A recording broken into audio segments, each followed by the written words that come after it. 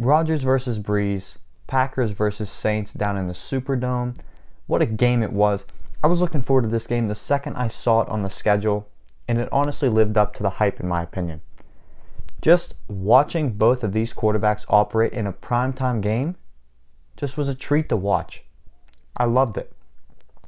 Rodgers knew coming into this game, though, that having very little fans in the Superdome was going to be advantage him. And his hard count was lethal.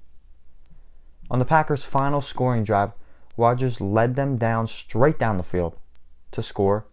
While a lot of that drive was him and his offense just doing what they do, a large part of it was penalties on the Saints. On a play where Rodgers used his hard count to his advantage, he was actually about to call a timeout. He got the Saints defender to jump off sides. Rodgers is the king of free plays. He knew he had a free play. So where did he go? He looked right for his go-to wide receiver of the night, Lazard. He tossed it up to Lazard in the end zone, and Lazard just happened to be almost able to make the catch, but the Saints were holding him in the end zone, which means the ball goes right to the 1-yard line. It set them up for the game-clinching touchdown, which was a pass from A-Money to tight end Robert Tonyan. And speaking of Robert Tonyan, the Packers had a couple of guys really show up in the game that were, they were key in the absence of Davante Adams to show up. And Robert Tonyan was one of those guys, as he had 5 catches for 50 yards and a touchdown. Lazard also really showed up really big. I mean, he was massive in this game, as he had 6 catches for 146 yards and a touchdown, proving that he can be a great, reliable number 2 receiver in the Packers offense, right behind Davante Adams. He can be a big play guy. He showed that tonight, 2 of them, very big plays that were very good. There was the 48-yard throw that I don't think he scored on it. He might have. I can't remember. It might have been a play he scored on, but it was the 48-yard throw where Rodgers rolled out to the left. And he's rolling out to the left, and he just kind of stops off his back foot and looked like he just flicked his wrist.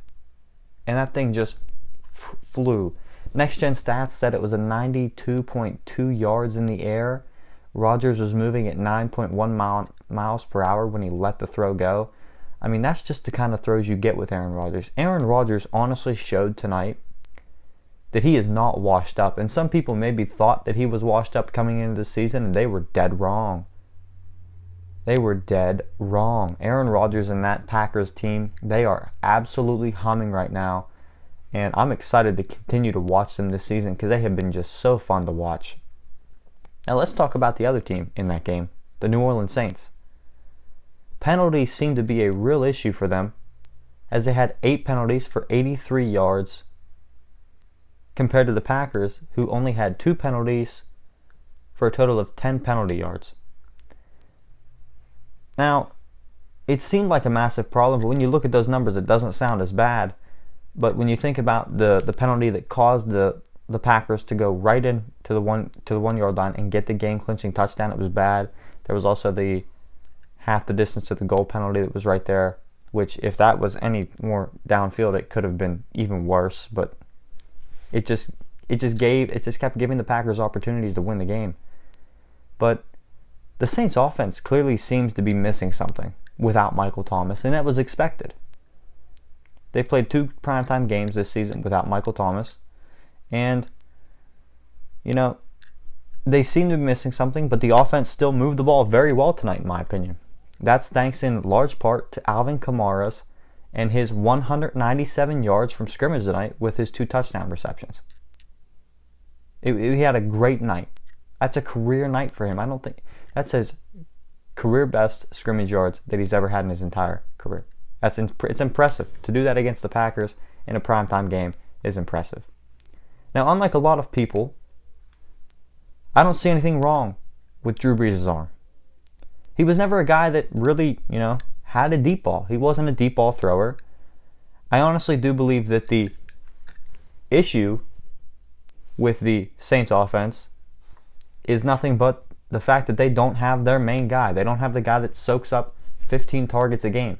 That's a lot of balls that go in one guy's direction, but he is so lethal to the offense. The offense is built around three things: Drew Brees, Michael Thomas, Alvin Kamara. That's what that offense is built around. And when you take one of the key pieces out of that offense, there's nobody there that can fill it.